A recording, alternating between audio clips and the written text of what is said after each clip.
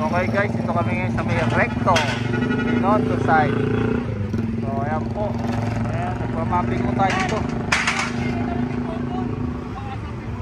Kandamakmak na po yung basura dito sa recto dito. Ayan po, ito hinahakutan na po ng ating kawaning GPS QRT itong mga basurang nandito sa Binondo side ng recto. Ayan po karami ang basura ang nagkalat ngayon dito May 1, 2025.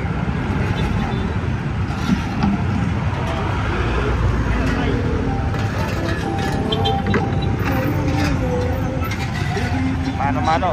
Meron po doon naglo-loader. Mga pelego po, nandun po. Tapos naman po nandito kami mamano-mano yung mga ating mga kawani GPS QRT para lubusin yung mga nakatampang na basura dito.